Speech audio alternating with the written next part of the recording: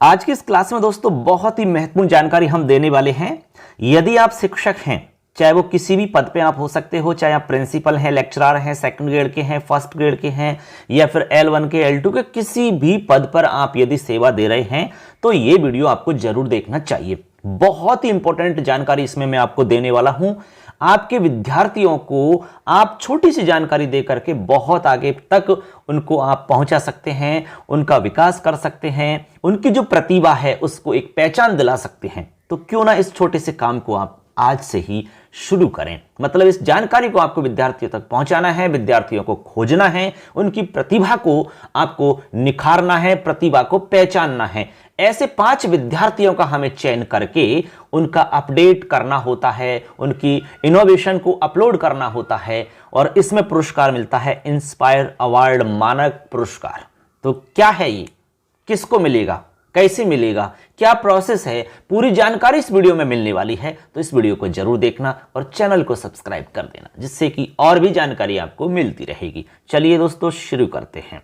देखिए खबर देखिए दोस्तों, हमारे बीकानेर से है और मैं पूरी डिटेल बताऊंगा आपको, एक एक चीज को अच्छे से समझाऊंगा। यदि कोई स्टूडेंट है तो स्टूडेंट भी देख सकता है, क्योंकि उसको भी समझ में आना चाहिए कि आखिर ये क्या है योजना।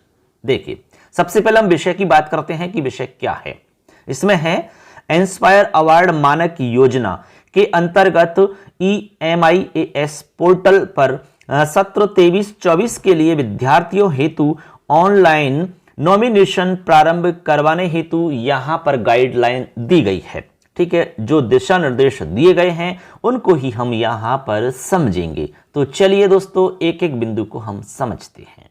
देखिए चलिए मित्रों एक बार खबर को देखते हैं। मैं आपको सारी जानकारी यहां पर दूंगा, इसलिए पूरा वीडियो आपको जरूर देखना है। चलिए देखिए, कह रहे हैं कि उपरोक्त विषय में लेख है कि विज्ञान एवं प्रौद्योगिकी विभाग नई दिल्ली एवं national innovation foundation NIF Gandhinagar Gujarat के द्वारा कक्षा 6 से 10 तक के स्कूली विद्यार्थियों में सृजनात्मक या नवाचारी सोच विकसित करने के उद्देश्य से इंस्पायर अवार्ड मानक योजना का संचालन किया जा रहा है।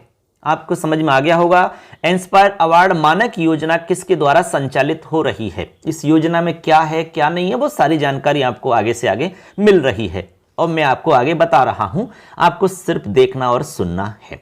ठीक है, देखिए आगे कह रहे हैं कि यह योजना देश भर से स्कूली विद्यार्थियों के ऐसे श्रेष्ठ मौलिक सृजनात्मक विचारों को संबल प्रदान करने के लिए है जो कि सामाजिक आवश्यकताओं एवं उपयोगिता की कसौटी पर खरे उतरते हैं। कहने का मतलब है कि इसमें ऐसे विद्यार्थियों के मौलिक या सृजनात्मक विचारों को संबल प्रदान किया जाता है जो सामाजिक आवश्यकताओं और उपयोगिता की कसौटी पर खरे उतरते हैं। कहने का मतलब इसमें जो भी विचार होगा वो आपका मौलिक होना चाहिए, खुद का होना चाहिए, यूनिक होना चाहिए। आपको इधर उधर से मतलब देख करके कॉपी करके नहीं लाना है। आपको जैसे YouTube इत्यादि पर बहुत सारे ऐसे इनोवेशन मिल जाएंगे, लेकिन वो आपको नहीं देना है। आपको अपनी तरफ से सोचना है, आपकी खुद की सोच होनी चाहिए। ऐसा आपको कुछ यहां पर प्रोजेक्ट तैयार करना है। ठीक है, जिससे कि आपकी जो प्रतिभा है उसको एक नई पहचान मिल सके। आपके स्कूल का नाम होगा, आपके जिले का नाम होगा, आपके गांव का नाम होगा, आपके पूरे क्षेत्र का नाम होगा। इसमें हमारे जो शिक्षक साथी हैं उनको पूरी सहायता विद्यार्थी की करनी होगी। हर समय पर उसको गाइडलाइन बतानी होगी, उसके लिए मार्गदर्शन देना होगा, तब जाकर के ये काम संभव हो सकता है। तो बहुत ही अच्छी योजना है हमारे विद्यार्थियों के लिए और यह योजना कक्षा 6 से लेकर के 10वीं के विद्यार्थियों के लिए है। इस बात को आपको क्लियर समझना है। आगे कह रहे हैं कि प्रासंगिक पत्र के द्वारा सूचित किया गया है कि EMIAS पोर्टल पर वर्ष 2023-24 के लिए विद्यार्थियों के लिए ऑनलाइन नॉमिनेशन प्रारंभ करने की जो दिनांक है वो 1 मई 2023 से 31 अगस्त 2023 तक निर्धारित की गई है। कहने का मतलब 1 मई से 31 अगस्त तक इसमें नॉमिनेशन किया जा सकता है। मतलब इसमें आप ऑनलाइन कर सकते हैं, अपलोड करने का कार्य इसमें किया जा सकता है। आप अपने जिले और ब्लॉक के माध्यमिक शिक्षा बोर्ड एवं केंद्रीय माध्यमिक शिक्षा बोर्ड के अधीन संचालित विद्यालय के संस्था प्रधानों को निर्देशित करते हुए प्रत्येक विद्यालय से 5 श्रेष्ठ नवाचारी विचार प्रस्तुत करने वाले विद्यार्थियों का नॉमिनेशन अनिवार्य रूप से करवाना सुनिश्चित करें। इस बात को आपको ध्यान रखना है, यानी एक विद्यालय से कम 5 विद्यार्थियों का नॉमिनेशन इसमें होना चाहिए। यह कंपलसरी है, अनिवार्य रूप से होना चाहिए। आपको अपने विद्यालय से 5 विद्यार्थियों का चयन करना है, उनकी प्रतिभा को पहचानना है कि वास्तव में किसके अंदर क्रिएटिविटी ज्यादा है, सृजनात्मकता किसके अंदर बहुत ही अच्छी क्वालिटी की है, उसको पहचान करके उसको एक नई पहचान दिलाने का काम हमारे शिक्षक साथी करेंगे। अब इसमें क्या गाइडलाइन है, क्या इसमें विशेष दिशा निर्देश हैं, उनको मैं एक एक करके आपको बताता हूं। क्या इसमें करना होगा, क्या विषय वस्तु रहेगी, कैसे क्या करना है, वो सब जानकारी मिल जाएगी। सिर्फ आपको वीडियो को देखना और सुनना है। तो चलिए आगे बढ़ते हैं, वीडियो को लेकर चलते हैं। सबसे पहला बिंदु है, देखिए आपके जिले के विद्यालय जो कि EMIAS पोर्टल, इस पोर्टल पर आपको जाना है। इस पोर्टल पर रजिस्टर्ड नहीं है, उनके संस्था प्रधानों को निर्देशित करें कि वे स्वयं अपने विद्यालय का ऑनलाइन रजिस्ट्रेशन उक्त पोर्टल पर आवश्यक रूप से तत्काल करावें। सुनिश्चित करें कि आपके क्षेत्र का कोई विद्यालय इस प्रक्रिया से ना छूट जाए। कहने का मतलब आपका सबसे पहला काम है कि EMIAS पोर्टल पर रजिस्ट्रेशन विद्यालय का होना चाहिए। यदि हो रखा है तो बहुत अच्छी बात है, फिर तो आपको ज्यादा काम नहीं करना है। केवल बच्चों का जो इनोवेशन है उनका, उसको अपलोड करना है, उसके लिए आपको कंसेप्ट तैयार करना है PDF फॉर्मेट इत्यादि में, ठीक है ना। उसको आगे हम और बताएंगे अच्छे से। इसके अलावा बहुत सारे स्कूल ऐसे भी हो सकते हैं जिनका रजिस्ट्रेशन EMIAS पोर्टल पर नहीं हो रखा है, तो उनको यह कार्य जल्दी से जल्दी करवाना है, ठीक है। आगे सुनिए, कह रहे हैं कि उक्त प्रक्रिया को सरल बनाने के लिए प्रत्येक विद्यालय के लिए UDICE कोड, ठीक है, आप सब जानते हैं UDICE कोड को अनिवार्य रूप से शामिल करने का निर्णय इसमें लिया गया है, क्योंकि यह एक अद्वितीय कोड होता है जो कि प्रत्येक विद्यालय के लिए यूनिक कोड होगा। यानी कि UDICE कोड को इसमें शामिल करना होता है, जिससे कि पहचान हो सकती है तुरंत उस कोड के माध्यम से कि यह विद्यालय फला फला विद्यालय है, उसकी पूरी डिटेल उसके माध्यम से प्राप्त की जा सकती है। तो ये एक शॉर्ट रास्ता निकाला है कि भाई इससे हम प्रक्रिया को सरल बना सकते हैं, इसलिए यह कार्य इसमें जोड़ा गया है, ठीक है। आगे सुनिए, आगे कह रहे हैं कि EMIAS पोर्टल पर पंजीकृत एवं अपंजीकृत समस्त विद्यालय, अब देखो इसमें ऑल गवर्नमेंट और प्राइवेट सभी इसमें आ जाते हैं। सभी प्रकार के विद्यालय पोर्टल पर अपने विद्यालय लॉगिन आईडी से, अपने विद्यालय की जो लॉगिन आईडी है उस लॉगिन आईडी से UDICE कोड को जोड़ने एवं अपडेट करने का कार्य अनिवार्य रूप से करना सुनिश्चित करें। तो ये बात भी आप समझ गए होंगे, अपने स्कूल आईडी से UDICE कोड को जोड़ने एवं उसको अपडेट करने का जो कार्य है वो आपको अनिवार्य रूप से करना होगा। इस बात का हमें ध्यान रखना होगा, ठीक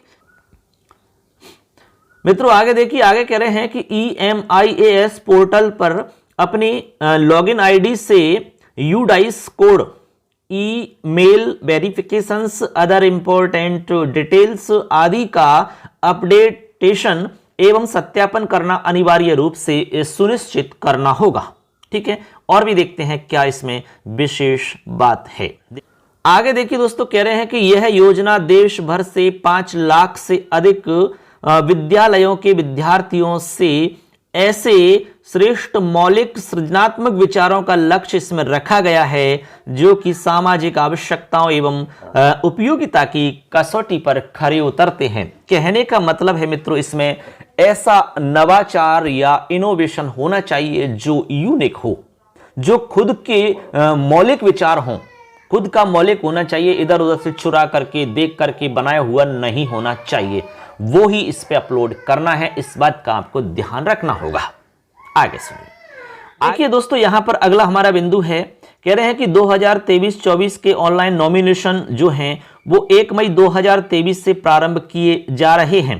अतः समस्त संस्था प्रधानों को निर्देशित किया जा रहा है कि विद्यालय स्तर पर विद्यार्थियों का ऑनलाइन नॉमिनेशन उसके द्वारा प्रस्तुत किए गए श्रेष्ठ मौलिक और सृजनात्मक नवाचारी विचार की गुणवत्ता श्रेष्ठता के आधार पर किया जावे, न कि उसके द्वारा परीक्षा में अर्जित प्राप्तांकों के द्वारा, तथा प्रत्येक विद्यालय से 5 श्रेष्ठ मौलिक सृजनात्मक विचारों को EMIAS पोर्टल पर अपलोड करके EMIAS वेब पोर्टल पर अपलोड करके अनिवार्य रूप से फाइनल सबमिट या फॉरवर्ड करना सुनिश्चित करें एवं साथ ही सामाजिक आवश्यकताओं एवं उपयोगिता की कसौटी पर खरे उतरें। इस बात का भी हमें विशेष रूप से ध्यान रखना होगा।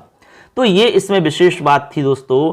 इसमें क्लियर हो गया है कि 5 विद्यार्थियों के यहाँ पर मतलब प्रोजेक्ट अपलोड होंगे और वो मौलिक होने चाहिए, सृजनात्मक विचारों से युक्त होने चाहिए, ठीक है।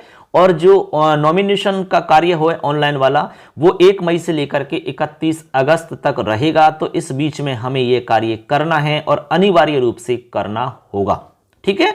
इसमें कोई आपको शंका या डाउट है तो वो आप सवाल कर सकते हैं, कमेंट में जाके हमसे पूछ सकते हैं। आपको हम निश्चित रूप से मतलब बताएंगे, शंका का समाधान करने का प्रयास करेंगे। चलिए आगे और भी है, इसमें और भी बताते हैं। दोस्तों देखिए, अपने अधीनस्थ संस्था प्रधानों को स्पष्ट निर्देशित करें कि EMIAS पोर्टल पर विद्यार्थियों के ऑनलाइन आइडिया को भलीभांति जांच करने के उपरांत ही आइडिया को अप्रूव करें। जो आइडिया मौलिक सृजनात्मक हो, साथ ही आइडिया इंटरनेट या यूट्यूब पर किसी आउटसोर्स करने वाली संस्था अथवा व्यक्ति द्वारा उपलब्ध करवाए हुए नहीं होने चाहिए। इस बात पर आपको ध्यान रखना होगा विशेष रूप से। समझ गए बात को? कहने का मतलब है कि जो आइडिया बच्चों का है उसको आप अच्छे से देखें, उसको समझें, उसके बाद ही उसको आप अप्रूव करें। वो मौलिक होना चाहिए, सृजनात्मकता जो भी है वो खुद की होनी चाहिए, यूट्यूब या अन्य सोर्स से लिया हुआ नहीं होना चाहिए, कहीं से चुराया हुआ नहीं होना चाहिए। इस बात का आपको ध्यान रखना है इसमें। आगे कह रहे हैं कि विद्यार्थियों को ऑनलाइन नॉमिनेट करते समय उनके द्वारा प्रस्तुत सृजनात्मक नवाचारी विचार का सारांश अपलोड करना आवश्यक है। उन्होंने जो भी प्रोजेक्ट बनाया है उसको सारांश के रूप में आपको लिख करके बताना होगा, समझाना होगा उसको, ठीक है। सारांश, सिनॉप्सिस।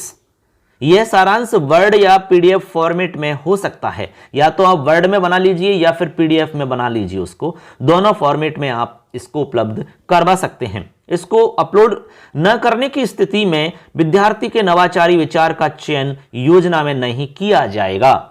इस बात को ध्यान रखना, यदि आप यह कार्य नहीं करोगे तो विद्यार्थी का सिलेक्शन नहीं हो सकता यहाँ पर, क्योंकि उसकी डिटेल तो होनी चाहिए लिखित रूप में। उसको सारांश के रूप में आप समझाइए कि भाई इसमें क्या है, इस इनोवेशन में क्या बताने जा रहे हैं, इसका उद्देश्य क्या है, किस तरीका से इसमें गतिविधि होती है, क्या इसमें कार्य होता है, वो सारांश के रूप में हमें लिखना होता है, ठीक है। ऐसे आगे कह रहे हैं कि समस्त चयनित नवाचारी विचारों के प्रस्तुतकर्ता विद्यार्थियों के बैंक खातों में विज्ञान एवं प्रौद्योगिकी विभाग नई दिल्ली के द्वारा 10,000 रुपए DBT द्वारा जमा करवाते हुए चयनितों की सूची समस्त जिला शिक्षा अधिकारी माध्यमिक मुख्यालय के EMIAS पोर्टल लॉगिन पर उपलब्ध करवाई जाएगी, ठीक है। इसलिए विद्यार्थियों द्वारा उपलब्ध करवाया गया बैंक खाता चालू स्थिति में होना चाहिए। इस बात का भी हमें ध्यान रखना होगा। अब इस योजना के तहत जिन विद्यार्थियों का सिलेक्शन होगा उन सभी विद्यार्थियों को 10-10 हजार रुपए उनके खाते में भेजे जाएंगे, ठीक है। ये उनका पुरस्कार है दोस्तों, ठीक है। और उनकी जो लिस्ट है, चयनितों की लिस्ट आपके समस्त जिला शिक्षा अधिकारी माध्यमिक मुख्यालय के EMIAS जो पोर्टल होता है उस पोर्टल पर आपको उपलब्ध करवाई जाएगी। इसलिए दोस्तों आपको बैंक खाता जो देना है वो चालू स्थिति में होना चाहिए, बिल्कुल एक्टिव होना चाहिए, वो ही आपको देना होगा, नहीं तो आपका पैसा नहीं आ पाएगा, वहां प्रॉब्लम हो जाएगी। आगे इसमें 7 नंबर का बिंदु है कि संस्था प्रधानों को निर्देशित करें कि विद्यालय स्तर पर इस योजना के प्रभावी क्रियान्वयन के लिए विद्यालय में एक शिक्षक को इंस्पायर प्रभारी नियुक्त किया जावे, ठीक है। इंस्पायर प्रभारी जिसको भी बनाया जाएगा उसको ये सारी चीजें आप बता सकते हैं, उसके बाद में समस्त जिम्मेदारी उसको निभानी होगी। इंस्पायर अवार्ड मानक योजना से संबंधित संपूर्ण गतिविधियों के संचालन हेतु उत्तरदायी होगा वो व्यक्ति जो प्रभारी बनाया जाएगा। तो इस तरीका से दोस्तों इसमें विशेष रूप से जो साइंस का टीचर है तो पहले प्रायोरिटी उसको रहनी चाहिए, क्योंकि वही साइंस से संबंधित इसमें ज़्यादातर ऐसे मॉडल बनते हैं, प्रोजेक्ट बनते हैं। वैसे हो कोई भी सकता है, लेकिन उनके पास ज़्यादा आइडियाज़ होते हैं और उसमें ऐसे बहुत सारे मॉडल प्रोजेक्ट उसमें मिल सकते हैं। ठीक है ना। इस तरीका से दोस्तों, इस तरीका से मित्रों यहां पर हमने इस वीडियो में जाना कि इंस्पायर अवार्ड मानक योजना क्या है, इसमें पुरस्कार किसको मिलता है, कैसे मिलता है, क्या काम इसमें करना होता है। तो ये सारी डिटेल आप समझ गए होंगे। इसलिए आपसे हम रिक्वेस्ट करना चाहते हैं कि दोस्त इस जानकारी को आप ज़्यादा से ज़्यादा लोगों तक शेयर करिए, जिससे कि इसका लाभ ज़्यादा से ज़्यादा हमारे विद्यार्थियों को मिल सके और हमारे शिक्षक साथियों को इस जानकारी को भेजिए, जिससे कि उनको भी इसकी जानकारी होनी चाहिए, क्योंकि उनको जानकारी नहीं होगी तो विद्यार्थियों तक ये जानकारी कभी भी नहीं पहुंच सकती। इसलिए शिक्षक साथी जागरूक होंगे तो निश्चित रूप से हमारे वो 5 जो श्रेष्ठ विद्यार्थी होंगे उनको हम खोज सकेंगे प्रत्येक स्कूल से। वास्तव में वही विद्यार्थी होने चाहिए जो इनोवेटिव हैं, जो सृजनात्मकता वाले बच्चे हैं, उनको आप खोजिए। चाहे उनकी परसेंटेज कितनी भी कम हो, उससे कोई फर्क नहीं पड़ता, क्योंकि यहाँ परसेंटेज का कोई लेना देना नहीं है।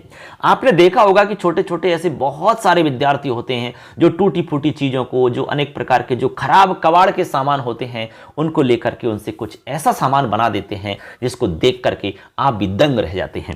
ऐसे ही विद्यार्थियों को आपको सेलेक्ट करना है, ऐसे ही विद्यार्थियों को आपको देखना है कि ऐसे कौन से अच्छे विद्यार्थी हैं जिनकी सृजनात्मकता में क्वालिटी है, उनका चयन करना है आपको। ऐसे 5 विद्यार्थियों को आपको छांटना होगा और उनको एक नई पहचान दिलानी है आपको। तो ये कार्य हमारे शिक्षक साथी बखूबी करेंगे, इसमें कोई संदेह नहीं है। तो दोस्तों ये जानकारी हमारी पूरी हो जाती है। इससे रिलेटेड कोई भी जानकारी आपको चाहिए तो कमेंट में सवाल कर सकते हैं। इस वीडियो को शेयर करें और ऐसी ही जानकारी यदि और भी चाहते हो तो चैनल को जरूर सब्सक्राइब करके जाना और बेल आइकन को प्रेस कर देना, क्योंकि और भी ऐसी ही जानकारी आपको इस चैनल पर हमेशा मिलती रहेगी। सबके लिए धन्यवाद।